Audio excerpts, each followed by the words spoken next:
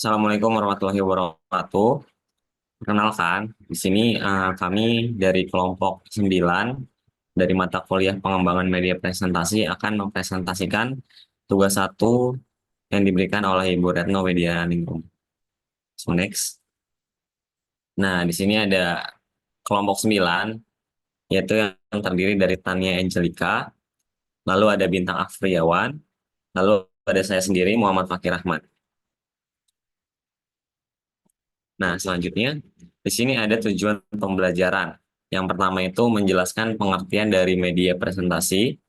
Yang kedua, menjelaskan tujuan media presentasi. Yang ketiga, menjelaskan jenis-jenis dari media presentasi.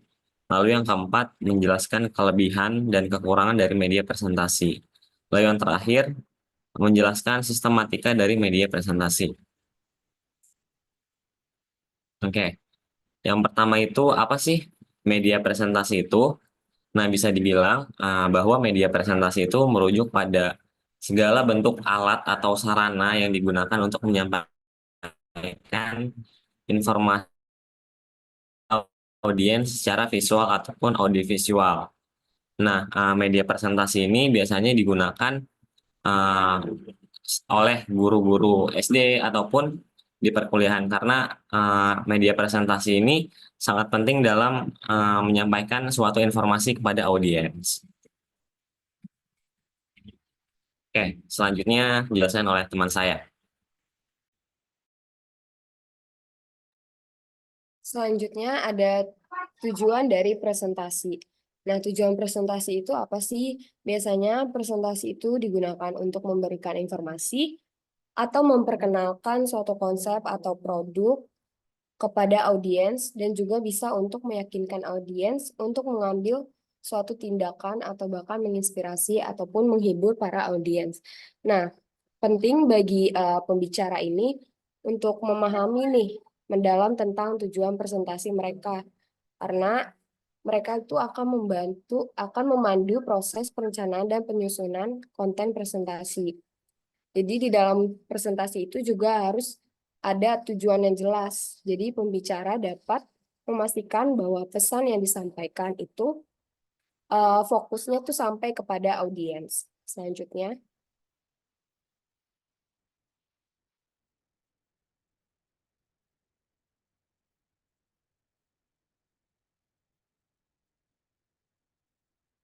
selanjutnya ada jenis-jenis media presentasi.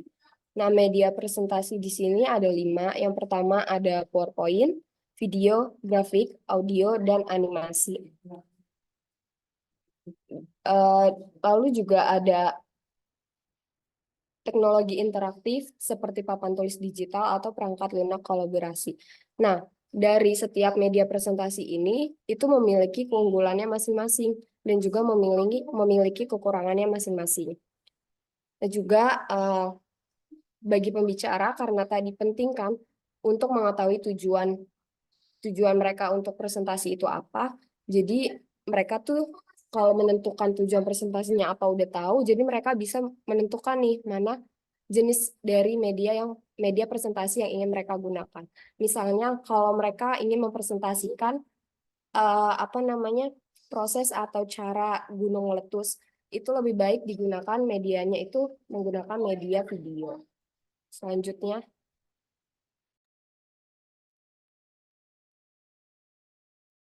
Iya, yang selanjutnya itu ada kelebihan dan kekurangan media presentasi, yang dimana sebelum memilih media presentasi ini presentasi yang akan digunakan, yang dimana pembicara ini tuh perlu memahami kelebihan dan kekurangan dari masing-masing jenis media tersebut. Nah, di sini ada beberapa kelebihan media presentasi, yang dimana termasuk kemampuannya itu untuk memvisualisasikan informasi kompleks, yang kedua meningkatkan keterlibatan audiens, dan yang ketiga itu memperkuat pemahaman pesan. Nah, namun di setiap jenis media juga memiliki beberapa kelemahan, seperti kemungkinan terjadi teknis, kurangnya interaktivitas, atau gangguan visual atau audio yang dapat mengganggu audiens.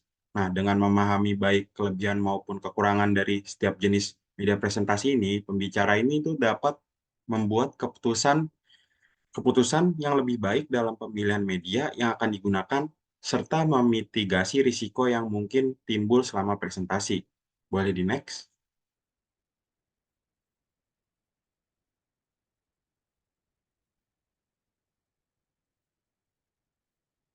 Ya, yang selanjutnya itu ada sistematika media presentasi, yang di mana sistem media presentasi ini merujuk pada struktur atau tata letak penyajian informasi dalam presentasi, yang di mana hal ini tuh mencakup urutan presentasi, bagaimana informasi disusun, dan bagaimana isi presentasi dibagi menjadi bagian-bagian yang terorganisir, yang di mana sistematika ini tuh yang baik membantu pembicaraan untuk menyampaikan pesan mereka secara logis dan terstruktur. Nah, serta membuatnya itu lebih mudah dipahami oleh audiens. Dan ada beberapa komponen yang umumnya ada dalam sistematika media presentasi, termasuk pengenalan, pengembangan topik, contoh atau ilustrasi, kesimpulan, dan pernyataan atau sesi diskusi. Dengan menggunakan sistematika yang tepat, yang dimana tuh pembicara dapat memastikan bahwa presentasi mereka memiliki alur yang jelas dan efektif dalam menyampaikan pesan yang dimaksudkan. Oke, selanjutnya boleh next.